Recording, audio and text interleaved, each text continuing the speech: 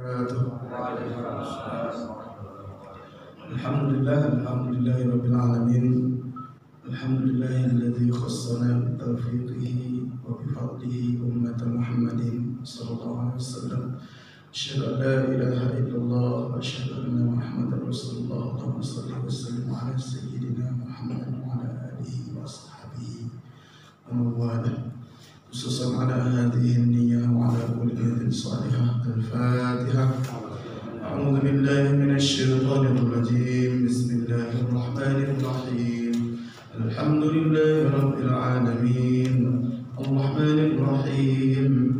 Maliki yaumiddin. Iyyaka na'budu wa iyyaka nasta'in. Ihdinas siratal mustaqim. Siratal ladzina an'amta 'alaihim ghairil maghdubi 'alaihim waladdallin. Amin. Yang kami hormati, muliakan Tuan KM segenap pengurus Masjid Haqqul Bapak Ibu sekalian, alim ulama cerdik pandai. Mudah-mudahan salat subuh kita semua diterima oleh Allah Subhanahu wa taala. Mudah-mudahan semua niat baik dan segala doa-doa kita di hari ini dikabulkan dan urusan kita dimudahkan. Amin. Amin ya rabbal alamin. Sehat Pak ya? Gak liburan Pak? Biasanya di sebagian masjid udah sepi itu. Ya, karena liburan ya. Liburan apa? Liburan Natal. Alhamdulillah, kita bersyukur kehadirat Allah Subhanahu wa taala.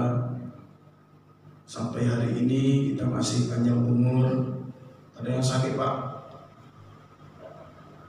Mudah-mudahan yang sakit segera disembuhkan, dan yang dapat musibah diberikan kesabaran oleh Allah Subhanahu wa taala. Kita bersalawat kemudian kepada baginda Rasulullah sallallahu alaihi wasallam. Allahumma shalli ala sayyidina Muhammad wa ala ali sayyidina Muhammad. Kita berada di ujung tahun di mana ada yang sibuk di jalan, sibuk di kampung, dan yang jelas hari ini di berbagai tempat sudah mulai ramai, jalan-jalan sudah mulai macet. Pada dasarnya dimanapun kita berada, Nabi kita pernah menyebutkan ittaqillah haitsuma kunta. Mau di jalan, mau di pasar, mau di kampung, di mana saja mau liburan silakan. Yang penting takutlah kepada Allah di mana saja kamu berada. Karena banyak orang yang takut kepada Allah itu kalau ada majelis dia takut kepada Allah. Kalau bersama orang soleh dia takut kepada Allah. Tapi kemudian jauh dari majelis, jauh dari masjid, banyak juga yang tak takut kepada Allah. Maka kemudian Nabi kita ngasih jangan takut kepada Allah di mana saja berada. Terus kemudian kuncinya wa atbi'is sayyi'ah al-hasanah tamhuha. Iringi perbuatan salah dengan perbuatan baik. Maksudnya setiap melakukan kesalahan istighfar, kemudian diperbaiki. Wa khaliqin nasa bi khuluqin hasan. Bergaulah dengan siapapun dengan pergaulan yang bagus. Makanya kalau kita menyikapi apapun, pada dasarnya mau di ujung tahun biasanya ramai. Pasti bahasnya apa? Tahun baru. Lagi Pak? Setelah tanggal 25. Iya kan? Itu kan ramai pembahasannya. Selalu di setiap tahun. Mulai kemarin tanggal 22 selamat hari ibu ya. Hari ibu, tanggal 25 hari Natal sampai tahun baru, itu ramai pembahasannya. Oleh karenanya jangan sampai pembahasan soal halal haram membuat kita tidak bisa bergaul dengan baik. Pergaulan manusia dengan cara yang baik, siapapun, walaupun beda agama dengan kita. Maka pada hari ini izinkan kami melanjutkan kajian tentang menghadirkan hati di dalam sholat. Mungkin ini yang pembahasan tentang hadir hati yang terakhir, nanti masuk adab makmum dan adab imam. Jadi pembahasan hari ini adalah pembahasan terakhir tentang menghadirkan hati di dalam sholat. Bismillahirrahmanirrahim. Bermula dari sabda Nabi Muhammad SAW, Inna Allaha muqbilu 'alal musalli ma lam yaltafit. Inna Allaha muqbilun 'alal musalli ma lam yaltafit. Sesungguhnya Allah Subhanahu wa ta'ala berhadapan dengan hambanya selama hamba tidak berpaling darinya. Sampai pada satu hadis tentang sholat, di mana di dalam sholat kita itu kita berhadapan dengan Allah. Pertanyaan saya, kapan kalau kita merasa apa buktinya kalau Allah itu berhadapan dengan kita? Itu pertanyaan saya. Apa buktinya kalau Allah itu berhadapan dengan kita?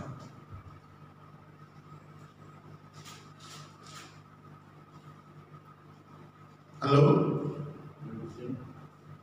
Saya ingin bertanya, apa buktinya kalau Allah itu berhadapan dengan kita?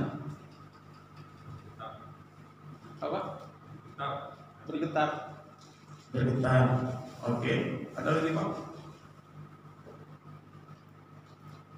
Sebab begini, yang namanya orang bilang dekat itu ada yang sok dekat, ada yang memang dekat. Kalau sok dekat itu biasanya ngaku dekat, pengakuan sepihak, lalu kemudian diumbar, padahal belum tentu dia juga benar-benar dekat. Kan butuh pihak kedua. Pihak pertama yang mengatakan dekat, lalu pihak kedua menjawab, benar nggak dia dekat? Nah, sekarang kalau kita tanya, kita ini dekat dengan Allah, kita akan jawab dekat karena kita sholat. Tapi kalau kita tanya lagi, saat kita sholat, kita berhadapan dengan Allah, apa buktinya kalau Allah itu berhadapan dengan kita? Nah, ini yang kemudian hadis ini jawabannya. Annallaha muqbilun 'alal musalli ma lam yaltafit. Allah berhadapan dengan sang hamba selama hamba tidak berpaling. Bapak pernah dengar ayat ini kan? Fadhkuruni adkurkum. Ingatlah kepadaku, niscaya aku ingat kepadamu. Terus ada Nabi sabda begini, Nabi bilang, Ana inda dhanni abdi bi. Saya tergantung persangkaan hamba. Idza dzakarani fi nafsihi, jika dia menyebut aku di dalam dirinya, dzakartuhu fi nafsi, aku menyebutnya dalam diriku. Jika dia menyebut aku di dalam satu majelis, aku akan menyebutnya di dalam majelis yang lebih baik dari majelisnya dia. Jadi Pak, ternyata kalau kita banyak zikir kepada Allah, ingat Allah, semakin sering ingat Allah, itu tanda Allah ingat kita.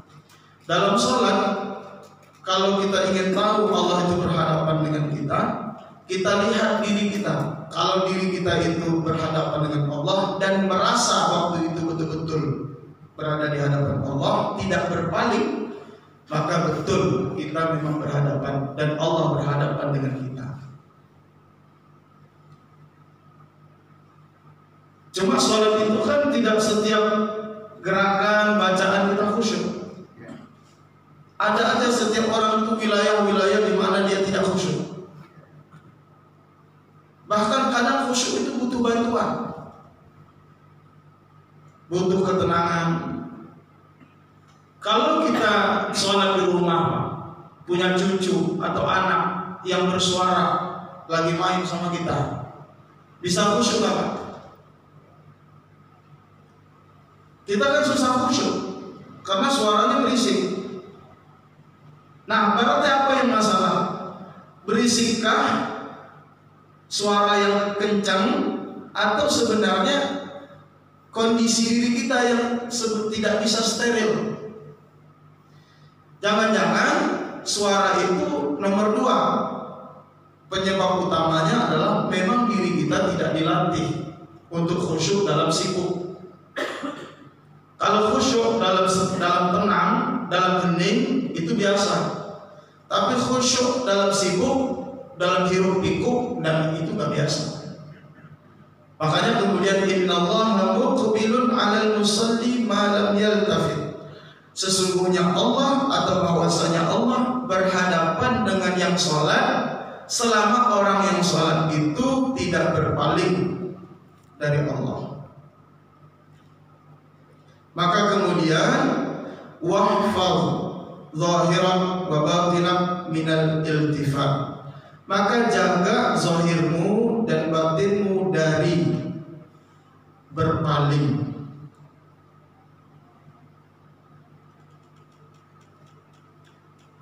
Ada orang yang dosanya, kalau dosanya itu menimpa suatu negeri itu bisa hancur, Pak. Gara-gara dia bersujud kepada Allah, tapi hatinya enggak bersujud. Hatinya tidak kepada Allah. Kita tahu, Pak, ada ayat yang berbunyi fawailul lil musallin. Itu ayat itu bagi kita itu bahaya. Ayat itu bahaya. Fawailul lil musallin, celakalah bagi orang yang sholat. Saya tanya, itu orang yang sedang sholat atau orang yang sudah sholat?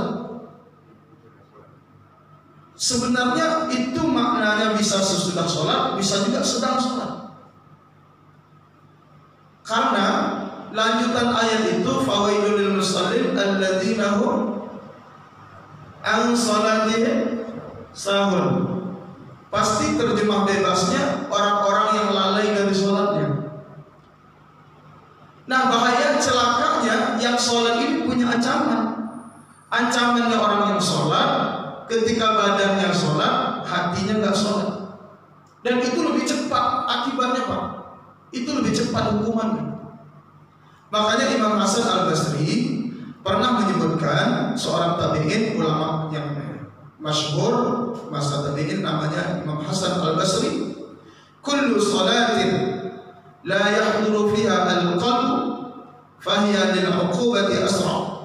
Setiap salat yang di dalamnya hatinya tidak hadir, maka azabnya lebih cepat. Setiap salat yang tidak hadir hati di dalamnya, maka azabnya lebih cepat. Fahiya lil 'uqubati asra. Ini yang kemudian disebut namanya, ada orang nampak agamis, nampak soleh, tapi hatinya sebenarnya bermasalah. Oleh karenanya kalau khusyuk itu, Pak, perjuangan. Kalau kita tanya khusyuk itu bagaimana Ustaz, Ustaznya sendiri belum tentu khusyuk. Belum tentu khusyuk. Tapi khusyuk itu nggak boleh dibiarkan. Nggak boleh dibiarkan, nggak apa-apa, nggak khusyuk. Nggak boleh dibiarkan. Harus ada tekad untuk khusyuk. Harus ada tekad untuk khusyuk. Soal dapat khusyuknya itu urusan lain. Yang penting tekadnya ada. Setiap kali mau sholat, niatnya untuk sholat khusyuk. Yang bahaya kalau setiap kali sholat dia niat sholat tapi tidak ada usaha untuk khusyuk.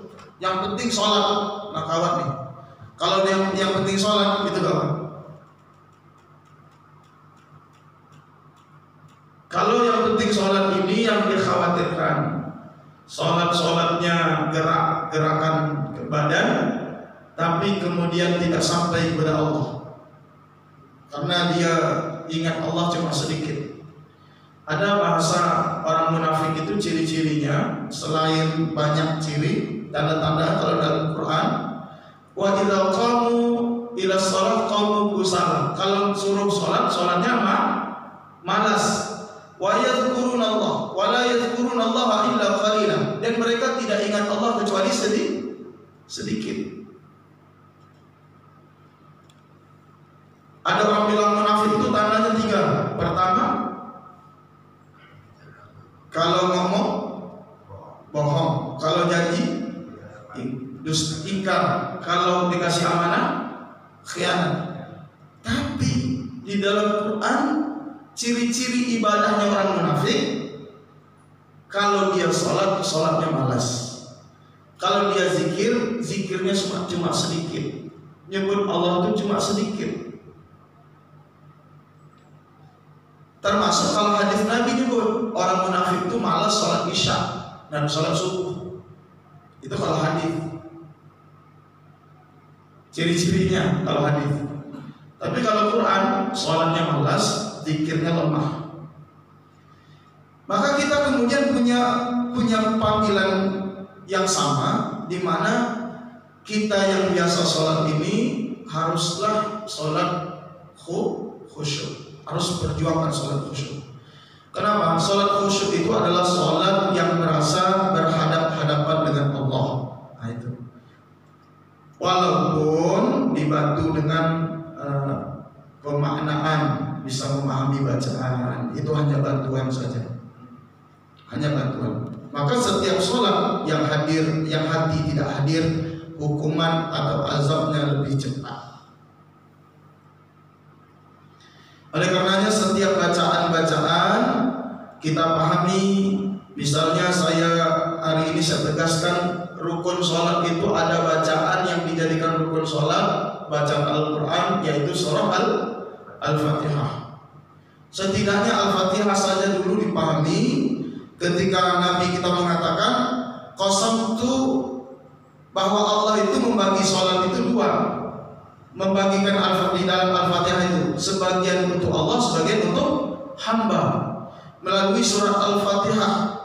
Jadi ketika orang menyebut Alhamdulillahirabbil alamin, Allah jawab hamidani abdi, hambaku memuji aku. Ketika kita baca Ar-Rahmanir-Rahim, asna alayya abdi, hambaku menyanjungku. Maliki yaumiddin, majjadani abdi, hambaku memuji meninggikan aku. Baru kemudian iyyaka na'budu wa iyyaka nasta'in, hadza baini wa baina abdi, ini hubungan antara aku dan hambaku. Wa li abdi ma sa'al, dan hambaku akan aku kabulkan apa yang dia minta. Ini pertemuannya dengan Allah. Irisannya hamba dengan Allah itu di ayat iyyaka na'budu wa iyyaka nasta'in. Makanya Al-Fatihah ini menjadi rukun di dalam mazhab Syafi'i. Walaupun mazhab Hanafi tidak menjadikan rukun salat itu Al-Fatihah. Tapi mazhab kita Al-Fatihah itu rukun. Dan di dalam Al-Fatihah itu ada titik di mana kita bertemu betul dengan Allah. Kalau dilewatkan, sayang. Kalau setiap kali Al-Fatihah dibaca tapi dilewatkan, tidak merasa bertemu dengan Allah, padahal Allah mengatakan hadza baini wa baina abdi, ini hubungan aku dan hambaku. Bayangkan betapa intimnya Allah sebut, ini antara aku dan hambaku, dan aku kabulkan apa yang dia minta. Si pembaca, si makmum dan si imamnya tidak sadar kalau itu Allah mengatakan begitu. Dia kemana pikirannya? Ketika Allah mengatakan ini antara aku dan hambaku, pikirannya mulai nanti liburan kemana? Ini nanti hari Ahad rencananya mau kemana? Ini yang kemudian Pak, kalau kita tanya, innallaha muqbilun 'alal musalli, Allah berhadapan dengan orang yang sholat. Itu dipertegas di ayat yang berbunyi iyyaka na'budu wa iyyaka nasta'in. Baru kemudian setelah memahami semua bacaan-bacaan, Bapak Ibu sekalian jemaah, nanti barulah ditutup. Bacaan itu harus dihafal semua, tapi yang penting-penting saja sudah cukup, Pak. Sudah cukup. Kalau Bapak bisa menghafal arti iftitah, Al-Fatihah, kemudian At-Tahiyyat, itu udah keren. Karena yang lain pendek semua, ya kan? Yang lain pendek.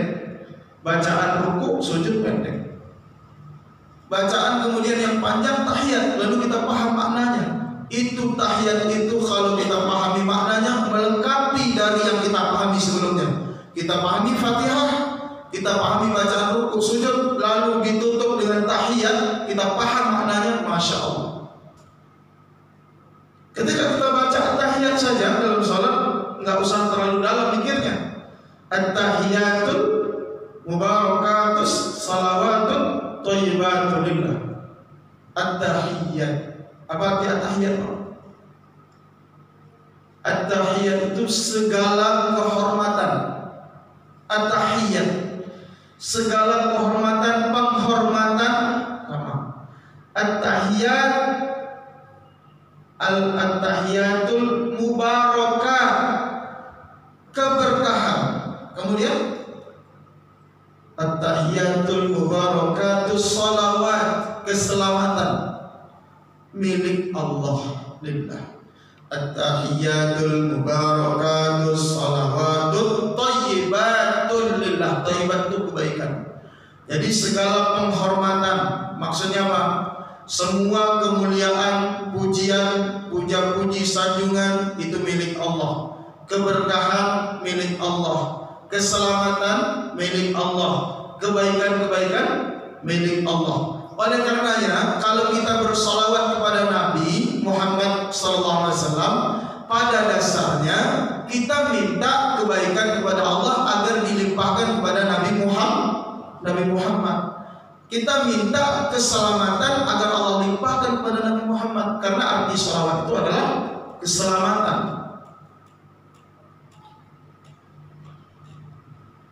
Maka orang yang mengerjakan sholat betul, dia sadar dari berdirinya tadi, rukuknya tadi, sampai kemudian sujud, sadarlah dia bahwa yang dia lakukan semua itu pada dasarnya milik Allah. Dia muji Allah itu karena Allah yang nyuruh dia muji.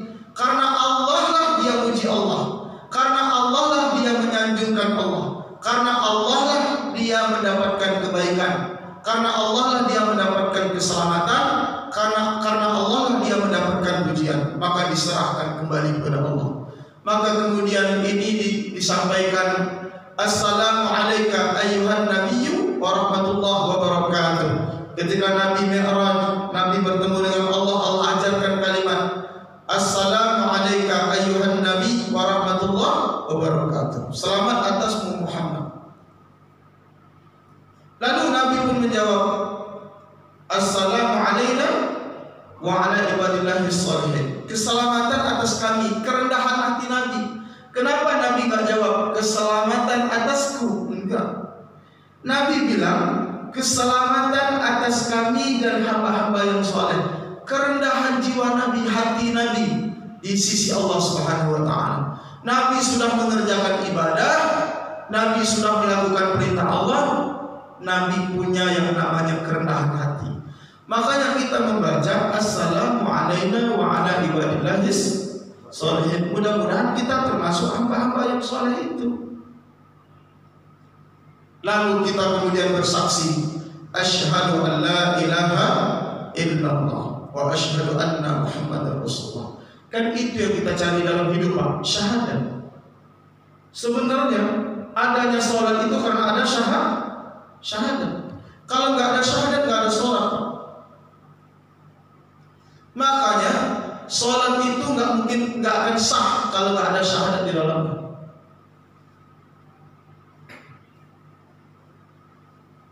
Saya pernah sampaikan, jemaah sekalian, kita ini tujuan hidup kita bukan disuruh sholat. Coba Bapak cari, kita cari di dalam ayat dan dalil, adakah perintah Allah tidak menciptakan jin dan manusia kecuali agar mereka sholat? Nggak ada. Nggak ada. Nggak akan ditemukan. Allah suruh pertama, sebenarnya Allah nyuruh kita liya'budun, nyembah itu bahasa kita. Liya'budun intinya hubungan makhluk dengan Allah itu disebut namanya ibadah.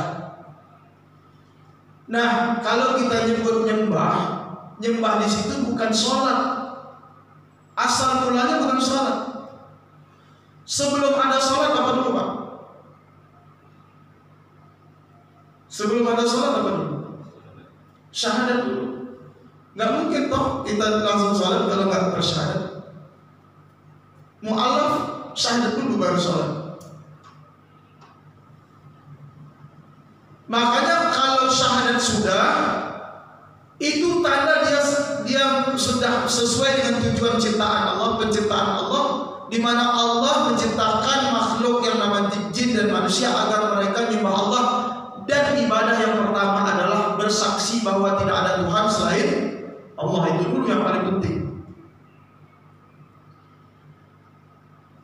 Jadi Allah sebelum menciptakan makhluk, tidak ada satupun makhluk, hanya Allah sendiri yang ada. Allahu Ahad. Apa yang Allah lakukan, Pak? Yang Allah lakukan, Dia bersyahadat bahwa tidak ada Tuhan selain Dia. Jadi sebelum kita bersyahadat, Allah lah yang bersyahadat bahwa tidak ada Tuhan selain Dia.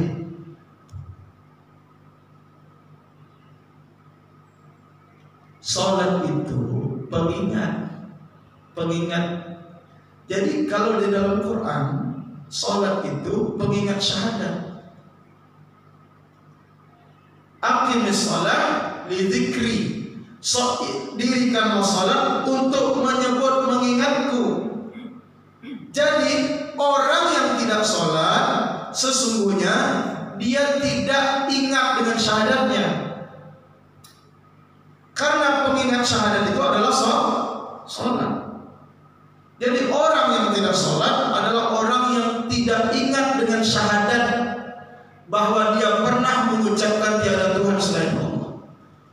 Nanti kalau Bapak pulang, buka aja surah yang sering dibaca. Kayaknya dulu mungkin juga hafal. Ada ayat bunyinya syahidallahu annahu la ilaha illa huwa wal malaikatu wa ulul ilmi qa'iman bil qist la ilaha illa huwal azizul hakim. Dalam surah Ali Imran, Allah telah bersaksi bahwa tidak ada Tuhan selain Dia. Baru diciptakan malaikat. Setelah Allah bersaksi tidak ada Tuhan selain Dia, bahwa Dia memang Dialah Tuhan satu-satunya, kemudian Dia berkehendak, Dia ciptakan makhluknya yang bernama malaikat. Malaikat pun sama bersyahadat, mempertegas syahadat yang Allah ucapkan buat dirinya. Lalu malaikat pun berucap asyhadu an la ilaha illallah. Setelah malaikat diciptakan, baru kemudian wa ulul ilmi, orang-orang yang diberi ilmu, yang punya ilmu, yaitu para nabi.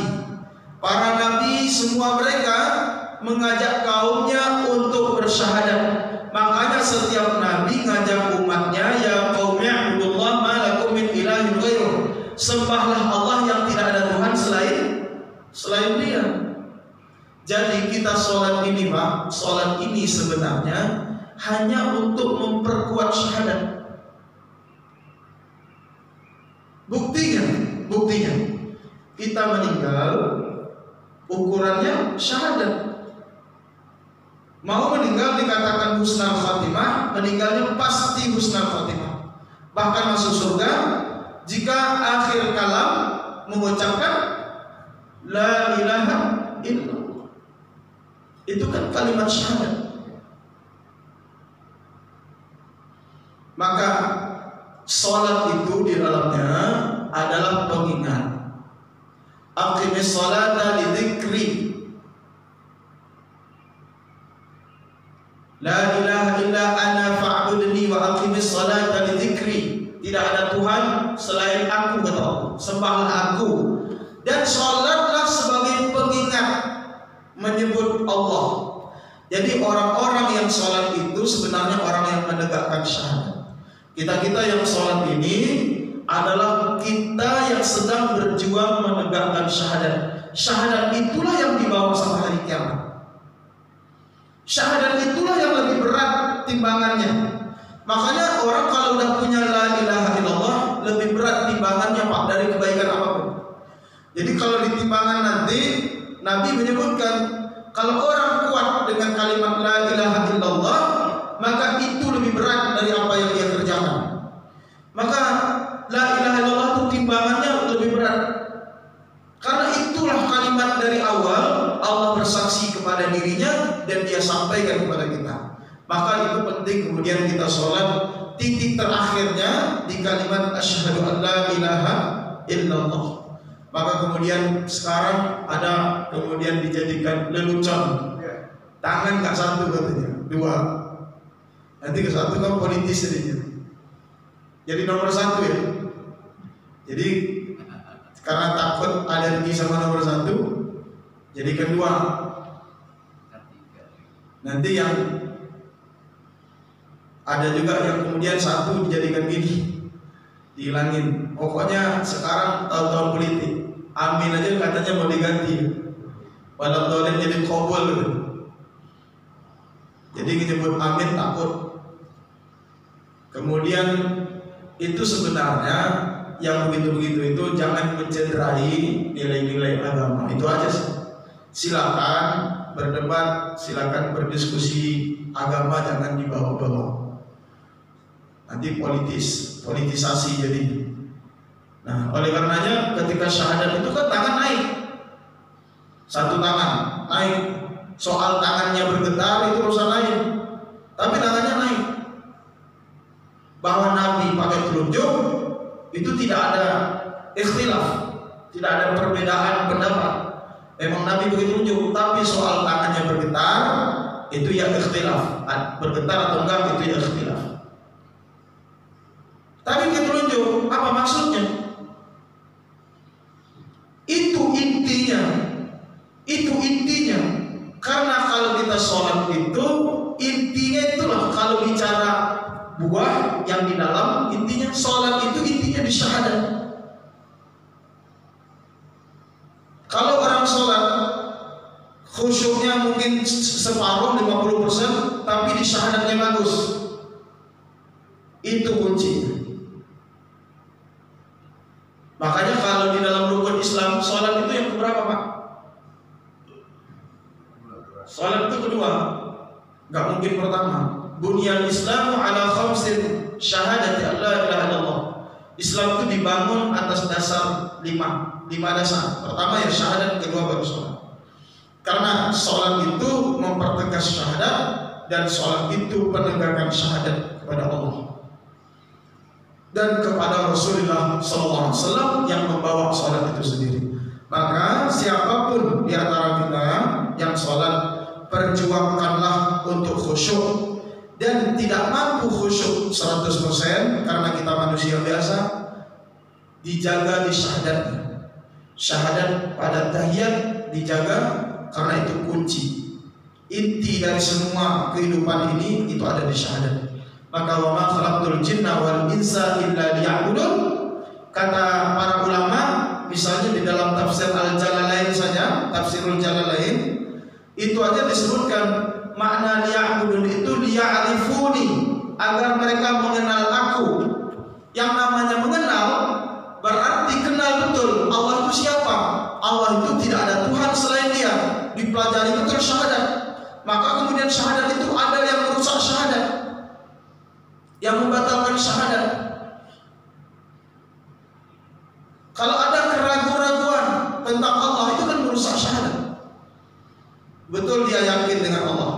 Ketika ada orang berpandangan Allah itu di atas langit, Allah di atas arasy, lalu kemudian dia membuat jarak, Allah sangat jauh dengan kita. Allah melihat kita dari atas berjarak, berarti melihat kita itu kecil. Melihat kita itu seperti di bawah daun atau di bawah pohon tersembunyi. Enggak begitu. Itu adalah suuzon, pandangan yang keliru kepada Allah. Karena Allah sendiri yang menyebutkan bahwa Allah dengan hambanya itu lebih dekat dari urat leher. Aqrabu ilaihi min hablil warid, dalam surah Qaf. Allah lebih dekat dari urat leher. Bahkan Allah bersama kalian di mana kalian berada. Wallahu ma'akum aina ma kuntum. Allah bersama kalian. Lalu ketika ada kelompok mengatakan Allah itu kemudian di atas langit, pada titik itu dia mengambil dalil misalnya Ar-Rahmanu 'alal 'arsy istawa, Allah di atas arsy, oke. Tapi kemudian dibuatnya jarak bahwa Allah melihat kita jauh, pandangan filsafat. Itu yang berbahaya. Kalau kita sholat merasa Allah melihat kita dari jauh, itu udah syirik. Itu udah pandangan yang sangat berbahaya. Itu makanya kemudian syahadat kita perlu dipersoalkan. Syahadat kita itu termasuk bagaimana Allah melihat kita. Apakah Allah melihat kita dengan jarak yang sangat dekat, atau Allah melihat kita menurut persangkaan kita, di mana Allah melihat kita dari jarak yang jauh? Nah, itu bahaya. Kalau persangkaan begini, ini persangkaan yang buruk. Pak, kalau kita renung-renung, Pak, kenapa orang berani berbuat jahat? Kenapa orang berani berbuat maksiat? Karena sering merasa Tuhan itu jauh. Kan masalahnya kita ini kan ada masalah tidak merasa malaikat bersama kita. Kita ini kan nggak merasa Allah ini ada betul bersama kita. Kalau kita betul-betul merasa Allah ada betul bersama kita, nggak mungkin hati kita berani berkata buruk. Bahkan di dalam hati itu tuh nggak mungkin berani terlintas niat buruk, itu nggak mungkin berani. Karena saat kita terlintas sesuatu yang buruk dalam hati kita, Allah itu tahu betul tentang hati kita, kan begitu. Tapi kemudian pandangan-pandangan ini karena manusia dihadapkan kepada orientasi materi, sehingga selalu kebendaan. Kalau sudah pandangannya kebendaan, ketika berjarak ya benda itu kelihatannya jauh. Ini kemudian persoalan. Ada orang, kita ini kan nggak tahu, Pak, hati kita ini masing-masing nggak tahu. Kadang maaf senyum di depan, nggak tahu hatinya. Apakah senyumnya ikhlas, tulus, atau senyumnya itu pura-pura nggak tahu? Benar Pak? Ada orang nyari muka dengan kita itu peduli, depan kita, belakang beda. Ada orang itu pokoknya kalau udah belakang memburukkan, kalau di depan memuji. Kenapa kok bisa begitu? Karena dia pikir orang tahu dia itu kebaikan karena dia kalau berhadapan dia suka puji. Jadi dia tampilkan yang baik-baik. Dia nggak sadar bahwa kebaikan dan keburukan itu hakikatnya dilihat oleh Allah. Allah tahu betul ternyata dia aslinya buruk, dia aslinya rusak. Cuma itu ditutup dengan casingnya saja, casingnya tutup. Makanya kalau lagu band apa itu, buka dulu topeng. Band apa Pak? Peter Pan kan? Buka dulu topeng. Di dalam Islam kita dekat dengan Allah itu sampai topeng kita dibuka. Karena kenapa? Karena kalau tidak dibuka topeng itu, lain depan lain belakang, dan dengan Allah itu bermasalah, tanda dia tidak yakin Allah dekat. Kalau orang yakin Allah itu, wa idza sa'alaka ibadi anni fa inni qarib, Muhammad, kalau hambaku bertanya tentang aku, fa inni qarib, maka sesungguhnya aku ini sangat dekat. Sangat dekat ini kata Allah cuma karena hamba pandangannya pengaruh pandangan materialisme. Dia pandangannya udah beda-beda, pengaruh ilmu pengetahuan, pengaruh informasi yang salah. Dia berpandangan Allah itu jauh. Padahal Allah katakan qarib, Allah itu sangat dekat. Kalau Allah sangat dekat, Pak, kita itu hati kita mau terlintas yang buruk aja kita takut. Oh, ini bahaya. Karena hati yang buruk itu di dalam kitab Al-Wafi itu disebutkan akan jadi dasisah namanya. Dasisah itu suara hati yang buruk dipendam lama, disimpan lama kelamaan dia jadi perkataan dan perbuatan. Itulah yang akan menghabisi kebaikan seluruhnya. Jadi di dalam hati kita itu ada sesuatu yang benih, ada benih buruk. Benih buruk ini disimpan terus, tumbuh terus.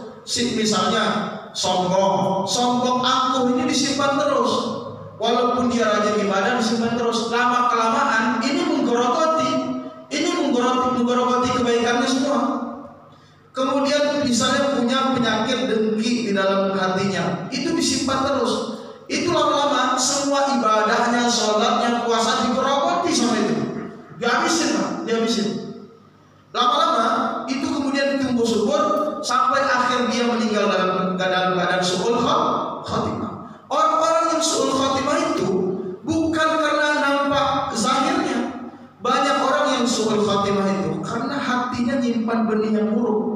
Benih yang disimpan itu benih buruk itu dalam waktu yang sangat lama. Itu kemudian bahaya mengakar. Makanya kalau dalam sholat kita disuruh hadir hati kita, sebenarnya sholat itu simulasi. Sholat itu bisa disebut instrumen, bisa juga simulasi kehidupan. Untuk merasakan bahwa Allah itu betul-betul dekat dengan kita, latihlah di dalam sholat. Kalau orang tidak bisa melatih Allah itu dekat dalam sholat, apalagi di luar sholat, itu kemudian bermasalah. Maka hari ini kalau kita melihat ada semacam fenomena di mana hari ini pencitraan yang luar biasa, bahkan dengan kemajuan teknologi kita nggak bisa bedain, Pak. Mana orang asli itu mana, ori itu mana? Karena sekarang artificial intelligence itu luar biasa. Kemajuan teknologi menyebabkan sulit membedakan mana yang ori, mana yang imitasi. Itu susah dibedakan. Oleh karenanya keimanan yang benarlah yang bisa membedakan. Karena orang kalau imannya benar, syahadatnya benar, itu pantang dusta, pantang dia berbohong. Karena kalau dia berbohong, sama saja dia sesungguhnya sudah berdusta di hadapan Allah. Kan begitu. Makanya kemudian sholat kita dijadikan instrumen simulasi. Jadi simulasi kehidupan itu dari sholat kita banyak menghadirkan hati kita bersama Allah, merasa Allah itu di hadapan kita, lalu Allah pun nanti berhadapan betul dengan kita. Kemudian jadilah di luar sholat dimanapun kita berada kita jadi takut. Kita sempat bingung. Ini kritik juga ya. Bisa dijadikan ini kritik buat kita lah internal. Saya nggak tahu orang itu kenapa kalau refreshing itu tidak mencari refreshing itu dengan jalan misalnya dengan ikut majelis taklim, dengan jalannya berzikir, tapi cenderung misalnya menghambur-hamburkan. Ini yang negatif ya. Kayak positif jelas ada. Yang negatifnya misalnya menghabiskan waktu yang sekian lama, uangnya habis, kemudian manfaatnya sedikit. Itu kemudian kita ini harus menemukan kenikmatan. Ada sebabnya. Sebabnya kita ini ada yang belum dikasih oleh Allah. Orang yang beriman itu butuh yang namanya kelezatan ibadah. Nah, kelezatan ibadah ini kalau belum dikasih sama Allah, itu ibadahnya itu situasional. Kadang rajin, kadang malas. Imannya iman situasional. Karena belum dikasih kelezatan. Sama nuntut ilmu. Nuntut ilmu itu kalau belum dikasih kelezatan, dibagi dia ilmu itu kadang penting, kadang nggak penting. Tapi buat orang yang dikasih kelezatan oleh Allah, ilmu apapun diambil sama dia. Karena apa? Apalagi ilmu agama, sekalipun satu ayat itu diambil. Itu orang-orang yang diberi kelezatan. Lezat itu penting. Lezat itu harus diminta. Makanya ada doa yang diajarkan, Allahumma rzuqna ladzata ta'atik. Ya Allah, berikan kami rezeki. Rezeki apa? Rezeki kelezatan untuk ibadah. Itu rezeki yang diberi oleh Allah kepada para nabi, itu rezeki yang Allah berikan kepada para sahabat, itu rezeki yang Allah berikan kepada para syuhada, orang-orang yang rela mati syahid. Karena mereka diberi oleh Allah kelezatan itu. Kalau kita nggak dikasih kelezatan itu, kita nggak mungkin berani mati syahid, Pak. Kalau kita nggak dikasih kelezatan dalam menuntut ilmu, kita nggak mungkin datang untuk menuntut ilmu. Bahkan yang ada, kita itu kadang datang kadang enggak. Sama dalam sholat. Kalau orang tidak diberi kelezatan dalam sholat, dia tidak akan menemukan kekhusyukan yang betul-betul di dalam sholatnya. Masing-masing kita itu butuh kelezatan itu. Nah, kelezatan itu butuh dikesan-kesan. Maka untuk dapat kesan itu butuh namanya riyadhah, latihan. Maka jadikan sholat itu riyadhah kehidupan. Jadikan sholat itu simulator kehidupan.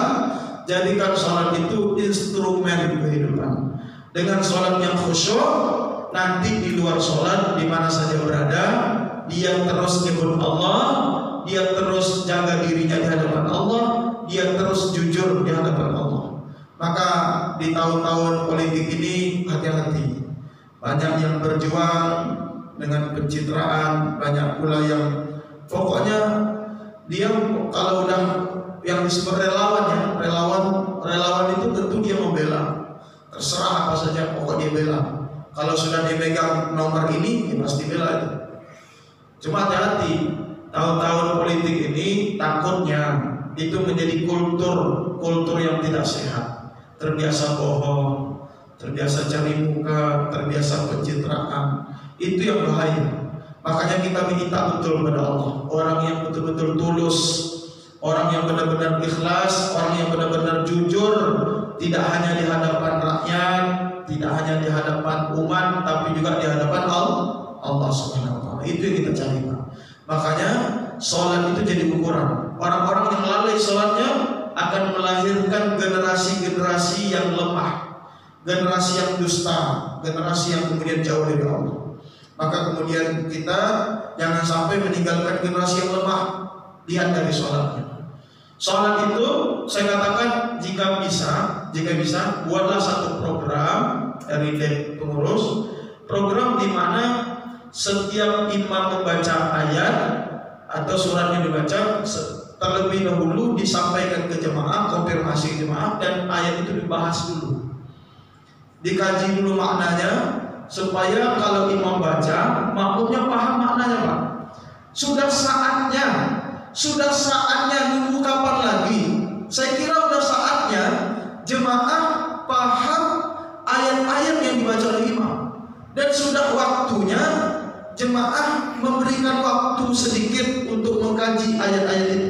Terjemah itu untuk dihafal. Demi terlaksananya sholat yang khusyuk, ada tekad yang baik, ada tekad yang kuat untuk sholat khusyuk. Nah, ini penting. Kedua, penting juga dijadikan bahwa sholat itu merupakan tiang agama.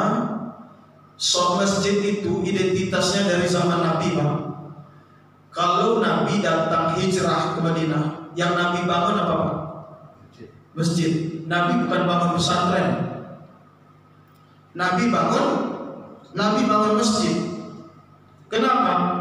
Karena masjid itu di dalamnya ada dua kunci umat Islam.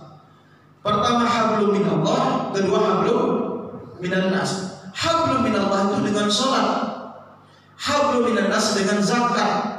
Jadi sholat itu adalah titik ibadah hablum minallah, dan sekitar sholat itu termasuk zikir di dalamnya, baca Quran di dalamnya. Kemudian zakat, muamalah dengan manusia, hablum minan nas, dan seputar zakat termasuk sekitar zakat itu ya sedekah, ya infak, itu termasuk. Makanya di dalam surah At-Taubah kalau ditemukan ada ayat tentang memakmurkan masjid, pasti bunyi ayatnya begini: Innama ya'muru masajidallah man amana billahi wal yawmil akhir wa aqamas shalah wa ataz zakah. Ukuran masjid makmur itu dua. Pertama, sholatnya benar, penegakan sholatnya. Yang kedua, zakat. Jadi penyelenggaraan sholatnya bagus dan penyelenggaraan zakatnya bagus. Itu baru dikatakan indikator sholat masjid itu makmur. Karena Quran menegaskan begitu. Jadi siapa saja, saya katakan, tempat ibadah, kalau penyelenggaraan sholatnya, kemudian penyelenggaraan zakatnya belum maksimal, itu ukuran dari kemakmuran masjid. Nah, ini saya sampaikan di setiap masjid, sampaikan. Ternyata umat Islam hari ini punya masalah dengan sholat. Umat Islam punya masalah dengan sholat, punya masalah dengan tekad untuk sholat yang benar. Itu punya masalah. Kira-kira saya tanya ke Bapak, kira-kira memang punya masalah nggak Pak? Punya masalah nggak Pak kira-kira? Misalnya, dulu sempat ada seorang jemaah, dia menghabiskan uangnya, waktunya untuk sholat di setiap masjid seluruh Indonesia. Sampai dia setiap masjid yang itu dia sholat didata sana, ditunjukkan ke saya berapa ratus masjid yang sudah dia singgahi. Lalu dia buat kesimpulan, ternyata masjid di Indonesia itu rata-rata itu cuma 1 shaf 2 shaf. Dia berkesimpulan memang masa masjid kita itu masjidnya banyak, tapi jemaahnya rata-rata sedikit. Nah, itu kan tugas kita bersama. Kemudian yang kedua tentu soal zakat. Nah, ini yang jadi titik, artinya ini adalah simulator kehidupan. Dari sholat yang benar, sholat yang hadir hatinya di hadapan Allah, lahirlah nanti umat yang takut kepada Allah, bangsa yang takut kepada Allah. Ketika lahir bangsa yang takut kepada Allah, jadilah bangsa yang bermoral tinggi, bangsa yang beradab, bangsa yang benar-benar mendapatkan gemah-ripah, mendapatkan ampunan dari Allah dan rahmat dari Allah Subhanahu wa Ta'ala. Itu yang kita cari. Maka endingnya begitu. Maka oleh karenanya dari ini pembahasan hari ini, pembahasan tentang hadir sholat, nanti pertemuan berikutnya tentang adab imam dan makmum. Sekira itu, ada yang bertanyakan Pak? Silakan. Apakah boleh agar jika kita tidur langsung meninggal, sebelum tidur membaca la ilaha illallah? Masya Allah, justru itu bagus Pak. Sebelum tidur baca la ilaha illallah, tidurnya meninggal. Bukankah idza jaa ajaluhum la yastakhiruna sa'atan wa la yastaqdimun. Kalau ajal itu sudah datang, nggak bisa dimaju, nggak bisa dimundur. Tidur dia meninggal, berarti sudah qadarullah, takdir, dia sudah mengucapkan la ilaha illallah. Kan tidak semuanya orang mampu mempertahankan kalimat la ilaha illallah sebelum tidur. Siapa di antara kita yang bisa jamin bahwa kita bisa mengucap la ilaha illallah terus sebelum tidur? Bisa aja kita lupa kan? Bisa aja kita lupa. Bisa juga ketika kita merencanakan sesuatu. Saya rencanakan malam ini la ilaha illallah, sehingga kalau saya meninggal saya mengucap la ilaha. Tapi kenyataannya nggak meninggal. Di luar rencana, dia kecapean langsung tidurnya meninggal. Maka dia mengucapkan la ilaha illallah sebelum tidur, lalu tidurnya meninggal.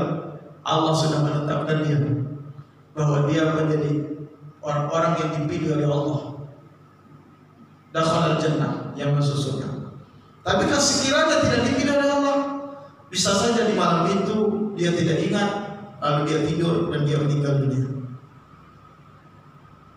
Kan? Tapi ada ustadz yang melarang karena itu seolah mendahului. Bagus. Sebenarnya sebelum tidur, Nabi kita itu mengajarkan kita itu untuk bertobat. Sebelum tidur itu diajarkan kita baca doa, menjauhkan dari setan. Di samping itu juga untuk bertobat, istighfar. Bahkan sahabat ada yang sholat witir, dia khawatirkan tidak bangun. Pertanyaan saya, itu kan dilakukan secara sadar, terencana dan jadi kebiasaan, meninggal. Artinya begini, sama dengan ucapan begini Pak, tidak harus mengucapkan la ilaha illallah untuk husnul khotimah. mengucap Allah udah cukup. Lebih kurang gitu. Padahal hadis itu sebenarnya yang paling kuat hadis itu adalah tentang la ilaha illallah. Tapi kemudian ada juga guru yang menyampaikan siapa yang mengucapkan Allah saja dia itu dah dakhalul jannah. Tentu ketika menyebut Allah saja itu bukan lagi bicara ucapan Nabi, tapi lebih kepada interpretasi, penafsiran dan qaulul ulama, perkataan ulama. Lalu kalau kita buat timbangan supaya tidak kontroversi bagaimana? Tentu hadis yang ditemukan banyak adalah mengucapkan kalimat la ilaha illallah. Itu kalau kalimat itu ada bilang ini la ilaha illallah itu kepanjangan. Nah soal panjang pendek itu kalau hamba itu dipilih sama Allah bisa nggak mengucapkan apa? Bisa. Tapi kalau tidak dipilih sama Allah tidak bisa mengucapkan kalimat la ilaha illallah, paling la aja atau la ilaha. Allah berkehendak dia bisa mengucapkan la ilaha illallah, berarti Allah pilih dia. Sama tadi, peristiwa tentang kematian itu tidak bisa diatur oleh kita. Lalu kita punya kebiasaan sebelum tidur kita berdoa, mengucapkan kalimat la ilaha illallah, kita bersyahadat. Syahadat itu banyak diajarkan ulama. Kita habis sholat saja, habis doa, itu kulturnya ulama NU itu pakai syahadat. Asyhadu an la ilaha illallah wa asyhadu anna Muhammadar Rasulullah. Itu setelah doa kedua biasa. Jadi syahadat itu kemudian diperbaharui. Bukankah Nabi menyebutkan jadidu imanakum, perbaharui iman kalian. Memperbaharui iman itu termasuk di dalamnya iman itu syahadat. Oleh karenanya sebelum tidur memperbarui syahadat diucap la ilaha illallah. Kalau tidurnya meninggal udah takdir Allah, nggak bisa sesuai dengan rencana kita. Kalau Allah berkehendak, orang punya kebiasaan dia bisa lupa dengan kebiasaannya. Jadi pada dasarnya meninggal itu ada orang bilang meninggal itu tergantung kebiasaan. Hati-hati. Meninggal itu rata-rata karena kebiasaan, iya mungkin. Tapi apakah meninggal itu benar-benar karena kebiasaan? Belum tentu.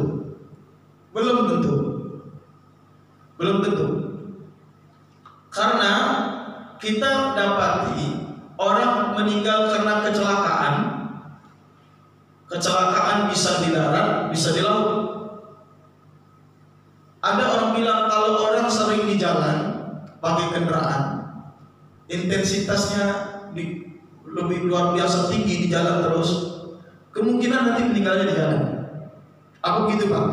Enggak begitu. Pokoknya ketetapan Allah ini adalah sirrun min asrarillah, rahasia-rahasia Allah, termasuk tadi ucapan la ilaha illallah. Oleh karenanya Pak, kalau saya berpendapat dari hadis Nabi yang saya pahami, ketika mau tidur ada sahabat Nabi yang berniat memaafkan kesalahan semua orang. Dia bukan sahabat yang luar biasa, dia termasuk sahabat yang jarang dikenal, tapi dia memaafkan kesalahan orang dan dia minta ampun kepada Allah setiap dia mau tidur atas dosa-dosanya, kesalahannya. Dia lakukan begitu setiap mau tidur. Kemudian nanti bangun tidur juga begitu. Itu artinya apa? Ada semacam kebiasaan yang baik, yaitu dia memperbaiki dirinya di masa akhir hidupnya. Bukankah tidur itu mati kecil? Sebelum dia mati kecil, dia akhiri hidupnya dengan cara-cara begitu. Nanti dia mulai dengan cara-cara yang begitu. Maka itu yang disebut kata Nabi, jadidu imanakum, perbaharui iman kalian. Mudah-mudahan kita juga sama. Kita pagi-pagi bangkit tidur, jangan berpikir negatif tentang orang. Kita maafkan semua kesalahan yang pernah menyakiti kita. Kita mungkin pernah tersinggung di jalan karena pernah disalib. Kita mungkin pernah tersinggung dengan tetangga. Kita mungkin pernah tersinggung dengan teman, dengan jemaah. Kadang kita sholat berdampingan, mungkin kita tersinggung. Maka setiap bangun tidur kita maafkan semua kesalahan-kesalahan itu.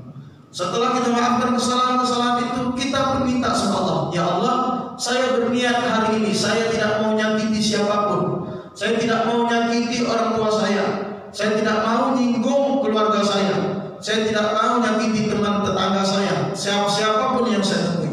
Niat-niat baik ini mengawali kehidupan. Maka kemudian Nabi mengatakan di antara kalau dalam kitab Nasaul Ibad ada orang-orang yang paling buruk perangainya, di mana pagi-pagi dia hutang kepada tetangganya. Bangun pagi bukan malahan berpikir untuk mencari rezeki Allah, malahan pagi-pagi itu mencari tetangga untuk berhutang. Pagi baru bangun tidur, pagi-pagi sudah nyari, itu dianggap perangai yang paling buruk. Artinya apa? Pagi-pagi sudah mengganggu, merepotkan orang. Oleh karenanya kita tiap pagi nanti kemudian tidur lagi, begitu kita bangunkan kebiasaan memperbaiki niat, perbaiki iman. Mudah-mudahan Allah tetapkan kita istiqomah sampai kita akhir hayat kita pun nanti meninggal husnul khotimah dan jadi orang-orang yang ahli surga. Amin. Amin. Sekiranya itu saja pada kesempatan yang mulia ini. Selamat menikmati hari-hari jelang akhir tahun. Kemudian mudah-mudahan bersama keluarganya sakinah mawaddah warahmah, keluarganya dijaga oleh Allah, dan semua kita dimanapun kita berada, baik di tempat liburan, di jalan, di mana saja, senantiasa di dalam penjagaan Allah Subhanahu wa Ta'ala. Amin. Amin. Tutup bacaan hamdalah. Alhamdulillahirabbil alamin. Subhanallah bihamdihi, subhanakallahumma wa bihamdika asyhadu an la ilaha illa anta wa astaghfiruka wa atubu ilaik. Wassalamualaikum warahmatullahi wabarakatuh. Ya, siapa ya?